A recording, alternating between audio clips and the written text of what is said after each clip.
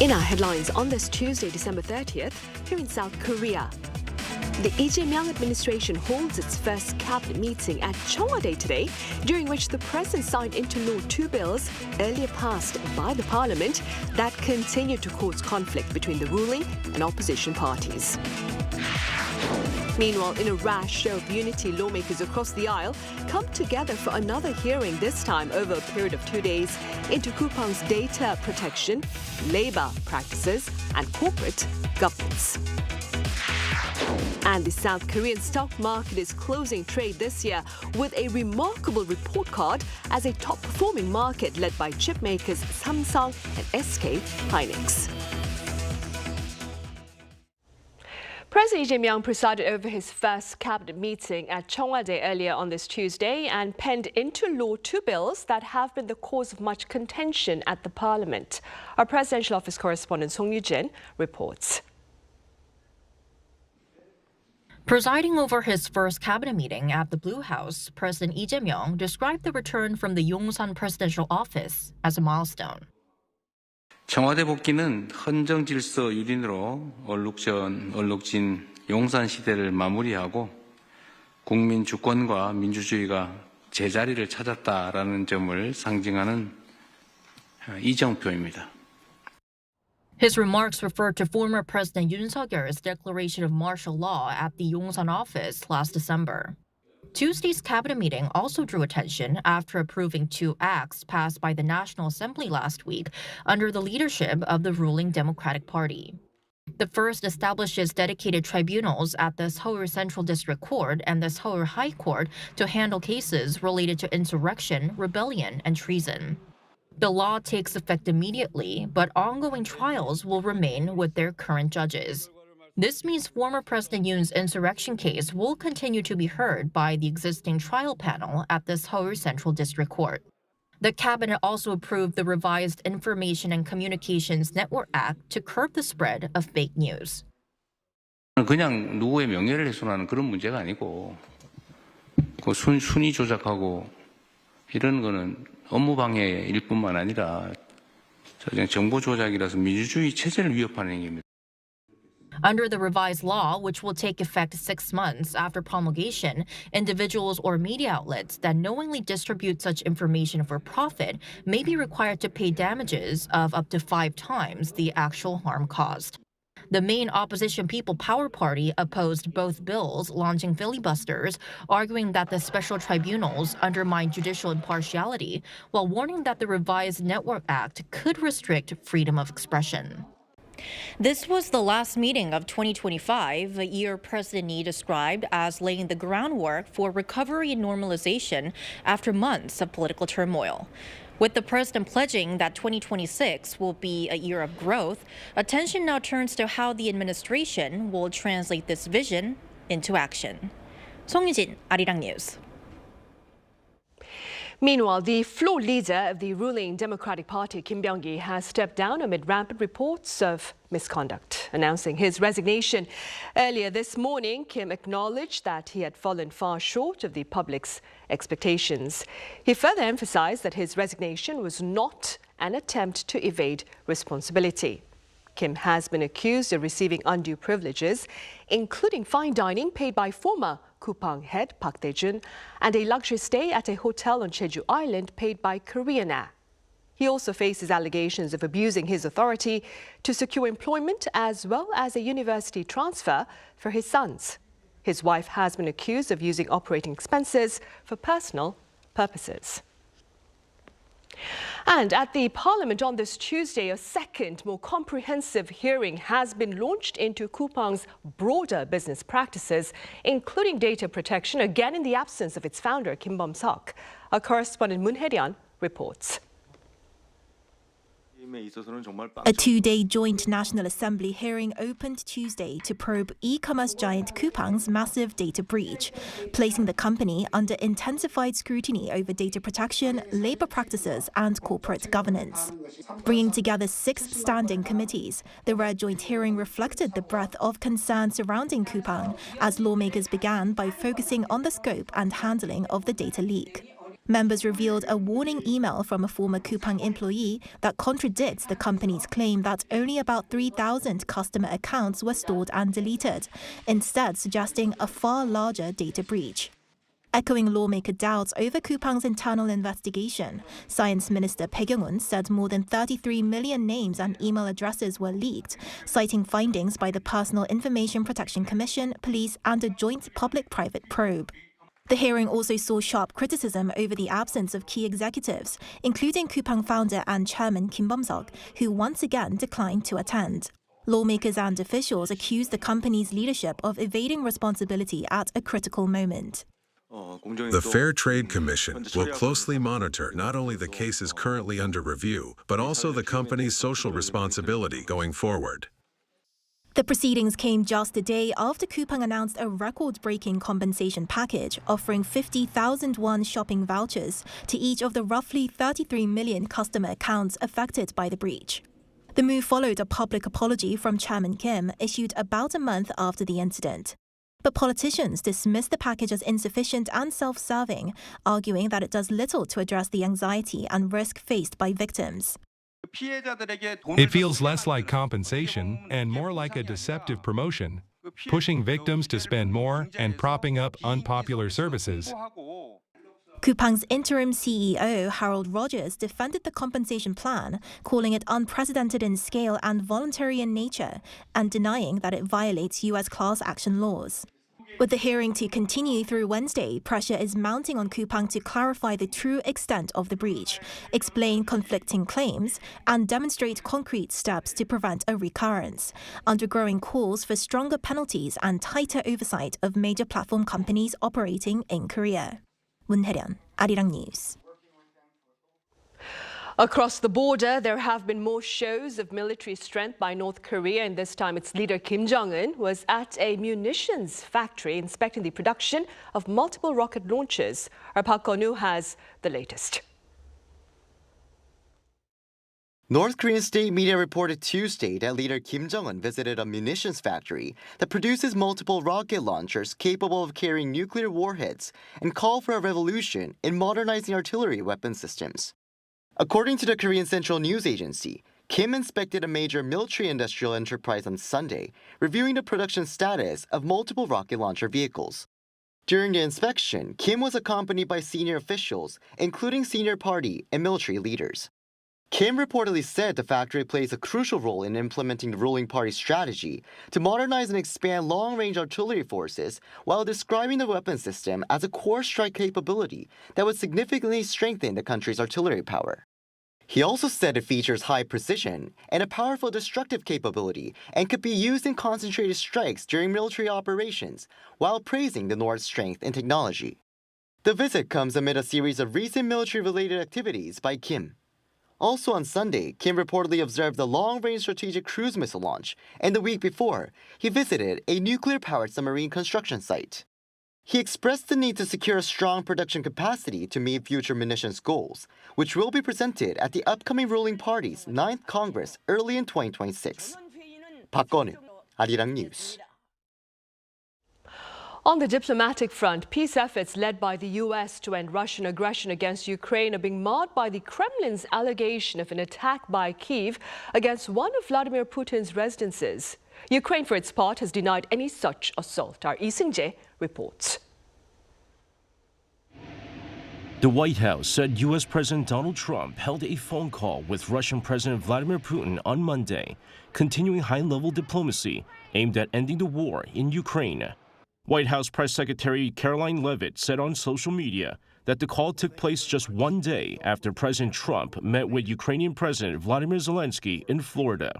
Leavitt described the Trump-Putin call as positive and said the two leaders discussed the situation in Ukraine, though she did not provide details of the conversation. However, the diplomatic push was complicated by allegations from Moscow that Ukraine attempted a drone attack on one of President Putin's residences in northern Russia. Speaking to reporters on Monday, President Trump said the Russian leader told him about the alleged incident. Trump said he was very angry after learning of the claim and warned that such actions were not helpful during a sensitive phase of negotiations. It's not the right time to do any of that, and can't do it. And I learned about it from President Putin today. I was very angry about it. Trump said it was a delicate period and stressed that while fighting on the battlefield is one thing, targeting a leader's residence is another, adding that it was not the right time for such actions. Russia later said it would retaliate. Russian Foreign Minister Sergei Lavrov warned that what he called reckless actions would not go unanswered, saying targets and timing for retaliatory strikes had already been determined. However, Ukraine has denied the allegations. President Zelensky called the claims a lie intended to sabotage negotiations, warning that Russia could use the accusation as justification for strikes on government buildings in Kyiv. Lee Seung-jae, Arirang News.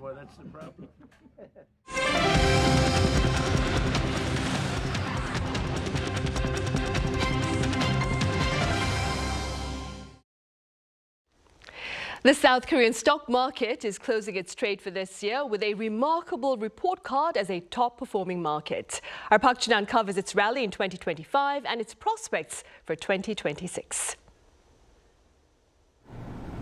South Korea's benchmark KOSPI made a strong comeback in 2025, inarguably closing at a record high as the world's top-performing index. In 2025 alone, the KOSPI saw a remarkable 75.63% increase, from below 2,400 to 4,214. The market's gain was significant as it far outpaced the 17.4% rise of the S&P 500, which combines the United States' 500 most valuable companies into one index. The KOSPI's rally was predominantly led by semiconductor giants and sectors benefiting from a surge in exports.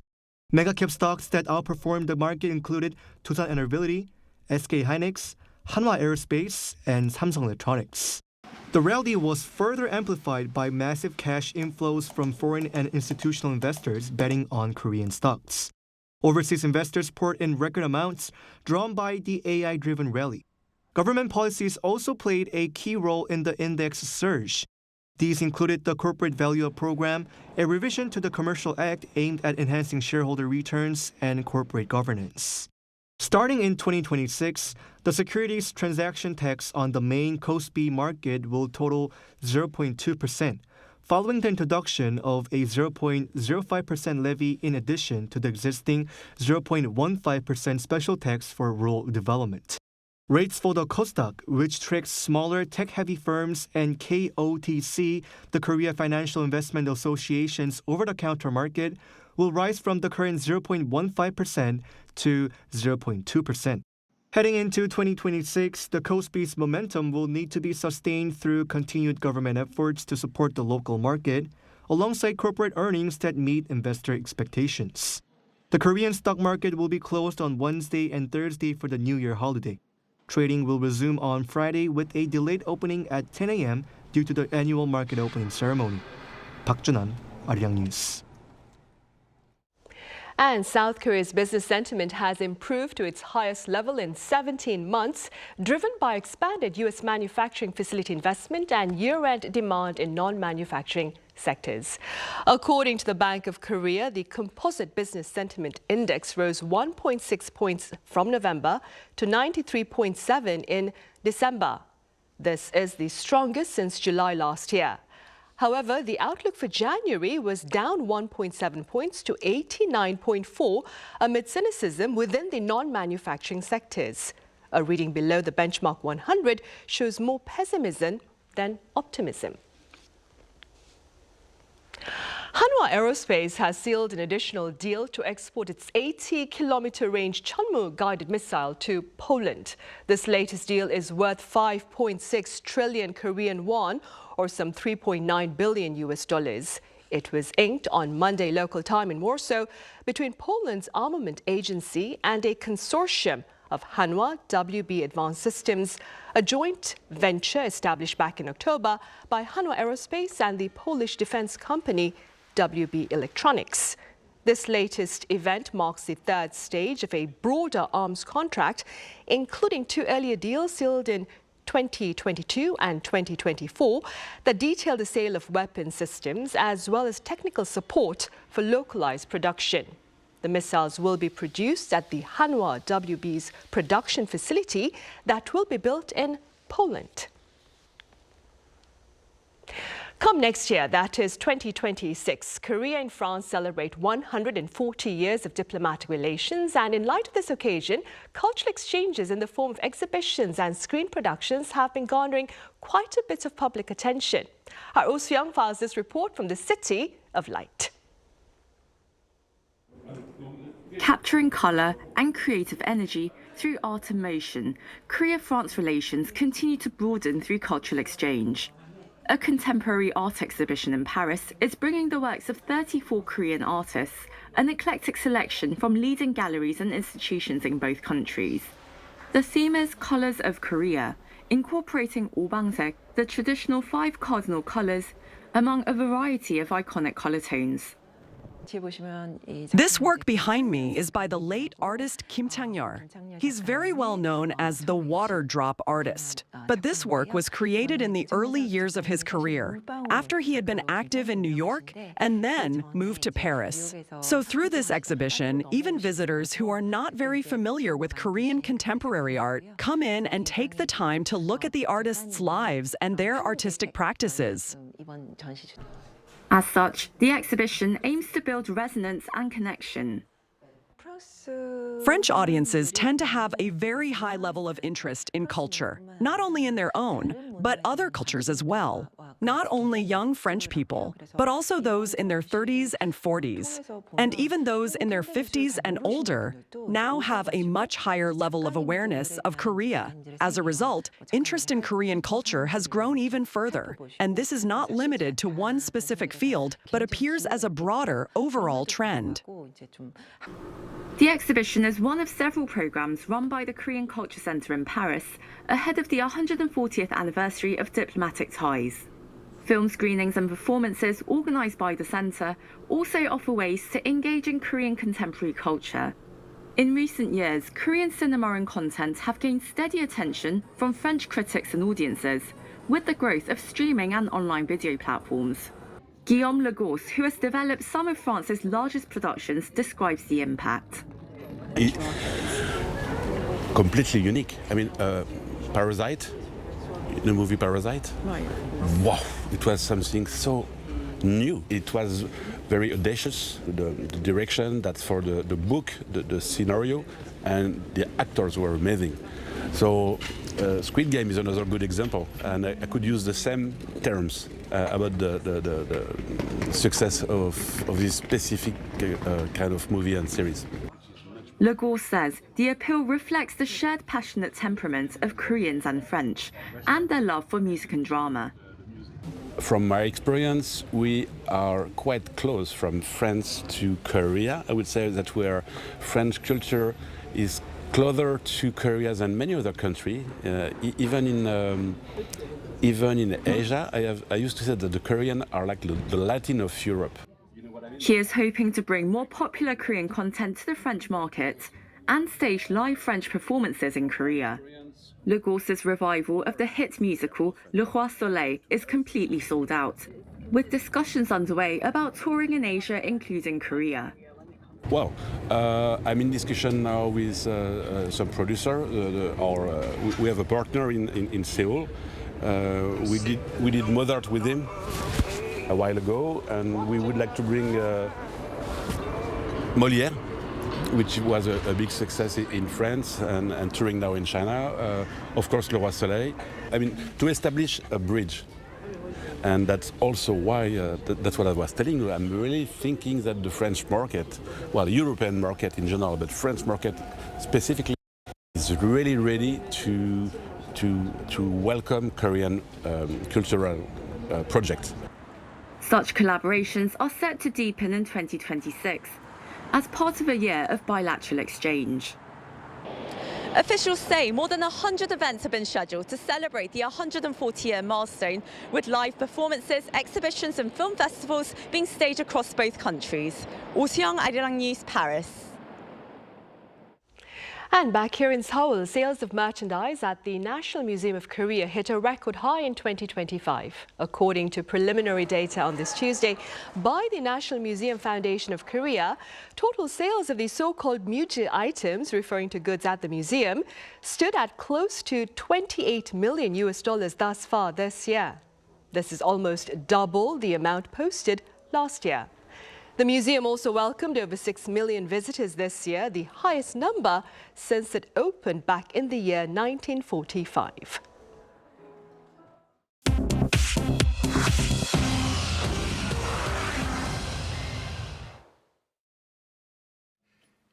This is The World Now, bringing you everything you need to know from around the globe. United States President Donald Trump on Monday warned Hamas it would be eliminated if it refuses to disarm as he pushed to accelerate the second phase of the Gaza peace plan. Trump issued the warning after talks with Israeli Prime Minister Benjamin Netanyahu at his Mar-a-Lago home in Palm Beach, Florida. Trump said, quote, "They'll be held to pay if Hamas does not disarm." Hamas disarmament is a core condition of the second phase, which calls for Israeli withdrawal from Gaza, the formation of a technocratic Palestinian government, an international stabilization force, and the start of reconstruction. Trump also warned Iran over reports it may be rebuilding missile and nuclear programs, saying the U.S. would move quickly if such activity is confirmed. China's Air Force, Navy, and missile units are holding joint live fire drills around Taiwan in what Beijing says is a stern warning against Taiwan independence and external interference. China dispatched 89 aircraft and 18 warships on Monday to simulate a total blockade of Taiwan's key ports. Taiwan's aviation authority said flight cancellations and diversions could affect more than 100,000 international travelers as China declared 7 danger zones around the island. Taiwan placed forces on alert and called China, quote, "the biggest destroyer of peace." U.S. President Donald Trump said he was not informed in advance, but was not worried, citing his strong relationship with Xi Jinping. The drills are scheduled to continue through Tuesday with long-range rocket fire in the Taiwan Strait. Bulgaria on January 1st will officially switch its national currency from the lev to the euro. It becomes the 21st country to adopt the euro after meeting strict EU criteria for inflation and budget deficits, giving it a seat on the European Central Bank's rate-setting council. While businesses have already begun displaying dual prices to simplify the transition, the move has split public opinion. Many citizens fear the change will trigger price hikes, but others expect the euro to eliminate currency conversion costs and deepen Bulgaria's integration into the European economy. British boxer and former world heavyweight champion Anthony Joshua is in hospital after a car crash in Nigeria, which killed 2 members of his training team. The accident on Monday occurred on the Lagos-Ibadan Expressway when the SUV carrying Joshua lost control while overtaking and slammed into a stationary truck. Police reports indicate the vehicle was traveling well above the legal speed limit. Nigerian President Bola Tinubu personally called Joshua in the hospital to offer condolences for his team members. Joshua was traveling to visit family in Nigeria for New Year. The crash comes just weeks after his knockout victory over Jake Paul in Miami. Chu Ji-han, Arirang News.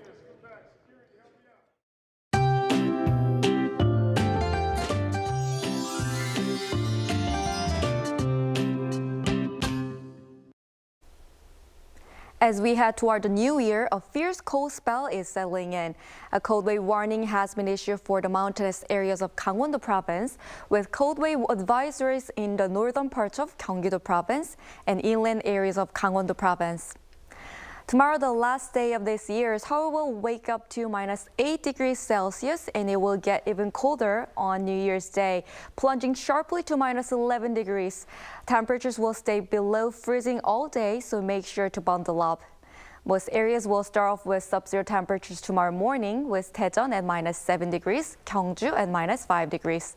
Highs will rise to 1 degree in Gwangju, Daegu, and Gyeongju. Skies will be mostly clear tomorrow and the next day, ready for enjoying the New Year's Eve sunset and the first sunrise of the new year. That's all for Korea. Here are the weather conditions around the world.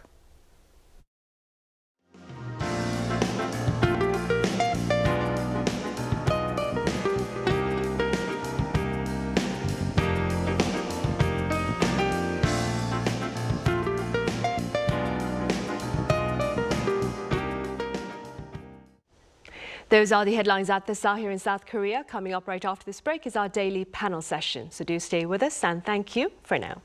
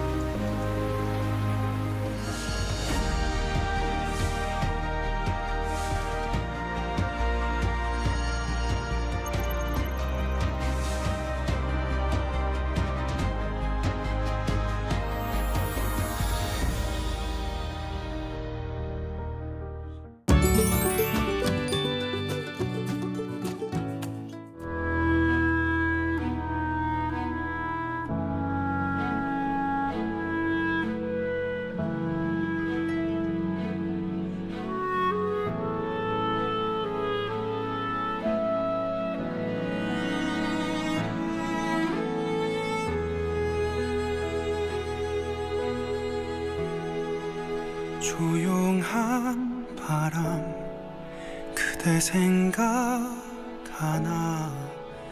내게 물어옵니다.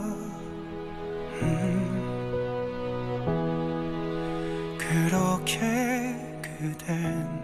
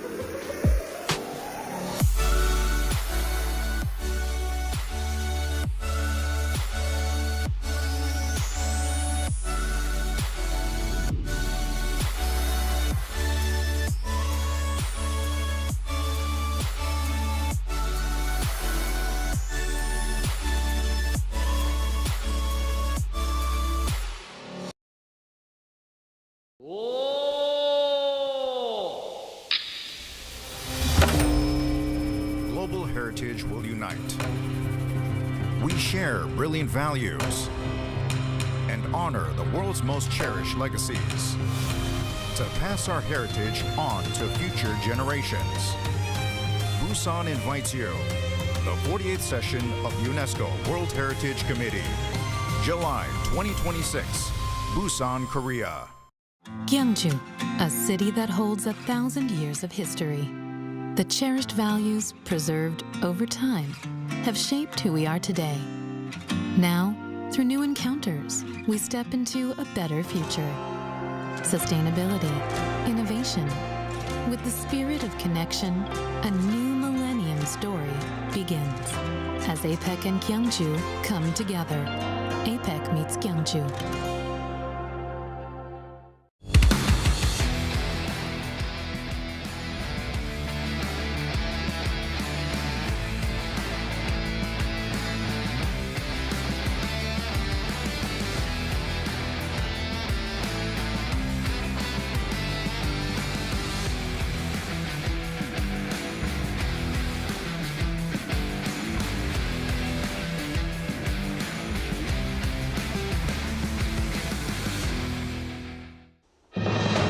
On Press Perspective today, we touch upon the stories that shaped South Korea's economic arena in 2025. Do stay with us.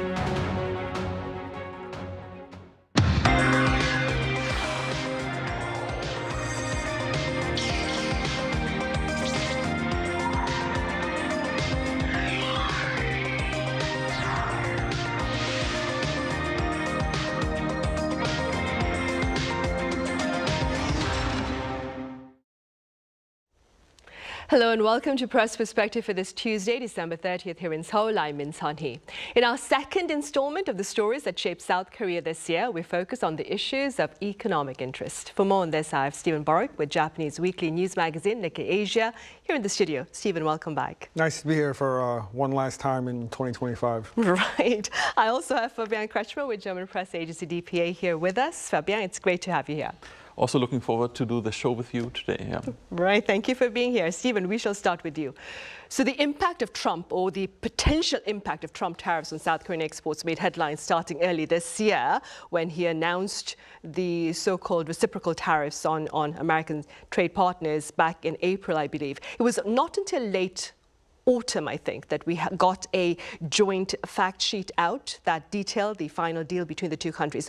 What were the key points of contention, Stephen, and what was the consensus, so to speak, in the end? Well, the two leaders agreed in, I think it was late July, when President Lee visited the United States, that South Korea would make an investment worth a total of $350 billion in exchange for tariffs being lowered from 25 to 15%. The 15% is still, in historical terms, a pretty high tariff, but the significance is that it would put South Korea on an even footing with other countries, such as Japan, that are kind of rival and contemporary exporters. So I remember being in the room at the APEC summit in Gyeongju, well, not in the same room as Trump and Lee, I'm not that important, but being in the room where they kept the journalists and getting the news that they had agreed on some of the details of this. And the kind of headline numbers are that South Korea would, $150 billion of this would go towards investment in shipbuilding and kind of reviving the U.S. shipbuilding sector, and at the same time also seeking opportunities for South Korean companies to that effect. And that South Korea would make investments in the U.S. that were capped at $20 billion per year. And so this would go to a range of different things, I think. So those are the kind of big headline numbers. And there were some subsequent details in the fact sheet that you mentioned, Sunny. But I do think there's still a little bit of kind of uncertainty, like just how this will go ahead on an annual basis, and like how the specifics of how these investments will be implemented. I know that the Lee administration has presented this as though like this is an opportunity for South Korean companies, that they're going to kind of disperse this money through Korean firms who have business interests and aptitudes in the specific areas of need that the U.S. has highlighted. But this is going to be a long-term thing. I mean, I think you mentioned the word consensus. I think there's a consensus that, you know, shipbuilding is an area of need, that there are certain other areas where the two sides can cooperate for mutual benefit. But this is something that I think a lot of us in the media will be covering for a long time. And it will be a challenge for policymakers in both countries to kind of build and maintain that consensus while also each satisfying their own particular needs. President Lee has designed his foreign policy very much around this idea of the South Korean national interest, that he's not going to adhere to a specific ideology, or that he's not going to proceed in any kind of favoritist or biased way, that he's just going to try to address areas of domestic need using foreign policy as a tool. And this will be a real challenge to make good on those objectives. Right, and based on the details disclosed thus far, Fabian, in your perspective, what do you suppose did South Korea have to surrender, if you will, and what did South Korea manage to secure through this latest trade deal with the US? Well, in my opinion, surrender is really too much of a strong word here. I would say that South Korea had to make some serious concessions, if you will. I mean, the investment pledge, that is quite a big promise that South Korea gave. But you can argue that South Korea has some autonomy or flexibility where this investment will go. So, I mean, it's not too bad, I would say. Then you have the promise to buy energy imports from the US. So South Korea will buy a lot of energy imports. You can argue, okay, this is kind of a forced trade, but that's not really an economic loss. South Korea has to get this energy somewhere, so it will buy it from the US instead from other trade partners. And basically, as Stephen said, South Korea now is on an equal footing with other allies, US allies, such as Japan or the European Union. So I would say the trade deal wasn't too bad, and if you put it into context, South Korea and the US, I mean, I would say the US side is at the, or was at the more powerful end of the negotiation table, because South Korea in the end is depending for its security on the US. There are many, I mean, also as a trade partner, the US is very important. It could have gone much worse. For example, the liberalization of, Korean beef and rice, that was a concern by South Korea, but that has not happened. I would say, in the end, South Korea has, gained good relations with Trump also. So I would say you can, I wouldn't see the trade deal as very bad, actually, for South Korea. Right, and staying with this sense of optimism, Stephen, despite earlier concerns, auto exports are forecast to post a new record this year. What's the latest on that front? So when I saw these numbers, my first thought was that this was an example of what economists call front loading, which is, trying to kind of rush shipments in advance of tariffs or some other kind of regulatory measure. But the data shows that shipments to the U.S. were actually down, and that could be a consequence of the tariffs, even though, as we said, South Korea is kind of even footing with other exporters. But the trade ministry says that automobile exports were over 60 billion from January through November, which would be put the industry on a pace to set a new record. And the European Union stood out as one place. Shipments there were up almost 20%, and exports to other parts of Asia were up around 38%. And so that's quite interesting. I mean, the industry doesn't break down, as far as I'm aware, like it's not broken down like by country, and could be a range of reasons why that could be. I mean, I think we've seen some kind of increases to exports in countries that are in the environs of Russia. And that could be because those are third countries that are acting as conduits for shipments into Russia, which is made more difficult by sanctions related to the military operation in Ukraine. That's a whole other issue that we could talk about in more detail at a later date. But in short, this is just very encouraging news for a Korean economy that is, to some extent, reliant on high-value exports like autos, and there's been quite a bit of fretting over the possibility of the auto industry, in particular, going into a downturn as people move to electric vehicles. Young people don't drive as much. There's a kind of squeeze on middle classes around the world, and what's more middle class than car ownership? It's a kind of a rite of passage as countries tend to, as incomes go up, more auto consumption and all those other things tend to go up along with it, and are kind of a reliable indicator of a rising middle class. So the short news is that I'm sure there are people in towns like Ulsan and Gunsan and all these other kind of industrial heartland places are happy to hear about these numbers, and the question will be just how much this can be continued into the new year. Right, something to look forward to then. Speaking of the auto industry, Fabian, another story that made quite a bit of headlines this year was the ICE raid on the Hyundai plant in Georgia back in September. Do remind us about this particular raid and its broader repercussions. Yeah, it was not just any raid, it was the biggest worksite immigration raid in many, many years, and basically up to almost 500 people were detained, many foreign nationals, many Korean citizens, and that has caused really a lot of outrage here in South Korea. Why? Because, I mean, the US side pushed South Korean companies to invest more in the US. The South Korean companies followed suit. I mean, for example, the Hyundai factory was a good example. It was really a role model investment in the US. But the US side did not provide enough workers and also not enough legal visas for the workers. So basically, a gray zone solution was applied. I mean, basically, the South Korean companies were not going the full legal way, but there was no other option, and it was widely accepted, tolerated, at least from the local government. But then, you know, the raid happened, and many Koreans felt betrayed. I would say rightfully so. Even more so after the detainees then shared their story in the media, how they were treated, how their human rights were not disrespected in a really fundamental way that disappointed a lot of Koreans and also changed the way how they viewed the US. However, it was smoothed out relatively soon after during the APEC summit when Lee Jae-myung met Donald Trump. It was all smiles, and I think, you know, they found a way how in the future such a tragedy will not happen again. Right, and also smiling, of course, were investors on the local bourse. Stephen, the South Korean stock market is ending trade this year with a stellar report card as a top-performing market. Do tell us a bit more about its rally this year and its prospects for next year.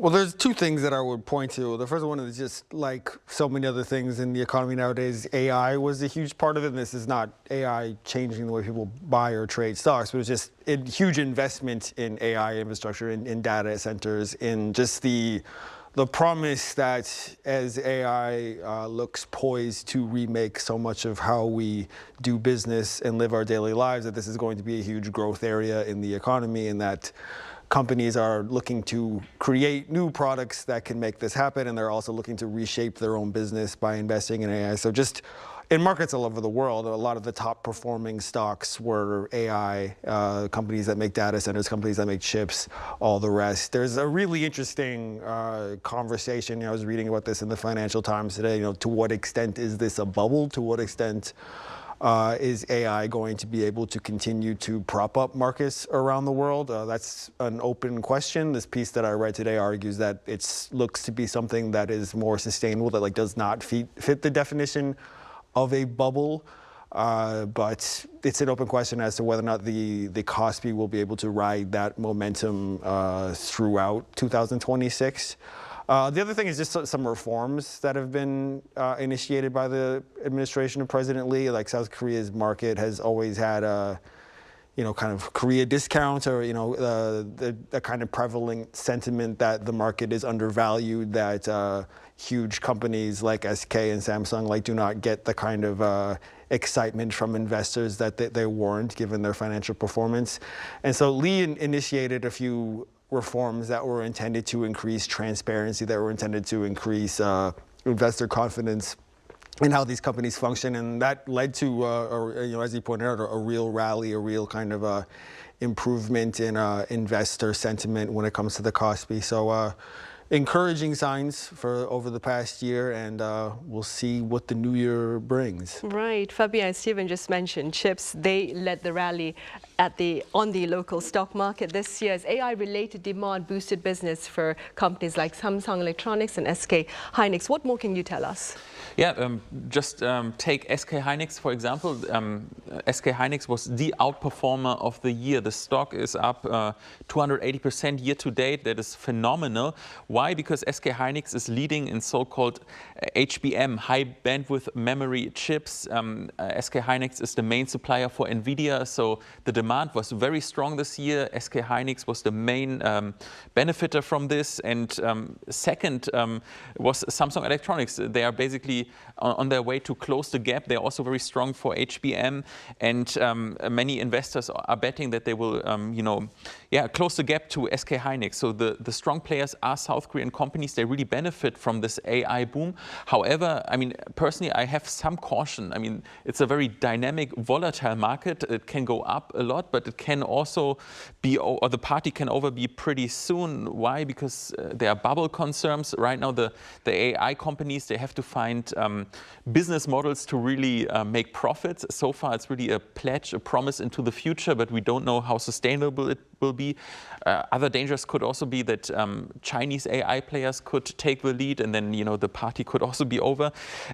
And there's maybe from a more macro perspective a concern that if an economy is only led by AI companies, then you have a strong polarization. We can see that in Taiwan, that basically some companies will benefit a lot, but the major economy, I mean, there will be a lot of parts of the economy that do suffer, and we don't want to see that in South Korea. Actually, you want to have a very holistic development, and not only that one or two companies can benefit. Right. Meanwhile, Stephen, on a more cautious note, and this is something we touched upon last week, the weak South Korean currency has been a source of much concern for the government this year. Could you walk us through the won's retreat, the reasons behind it, and the repercussions, as well as the government's countermeasures? Well, I think part of this is kind of an old story, and then in the latter part of my answer, I would just touch on the chances that there are more new and perhaps potentially more worrisome factors at play. I would say for a long time, the South Korean currency has been very susceptible to losses of value for a number of reasons, and that's just a kind of reflection of the Korean economy's general susceptibility.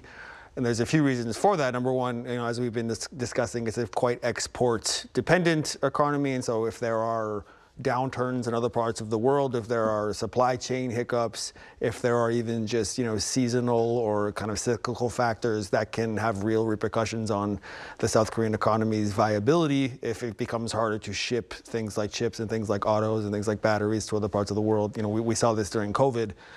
And also, this is a country with a history of kind of political volatility, not quite as much anymore, but in my time here, I've definitely seen the market reverberate when something is happening with North Korea, when perception or reality is an open question, but like when there is a perception that South Korea is a potentially unstable or dangerous place, then we see the market move in response to that.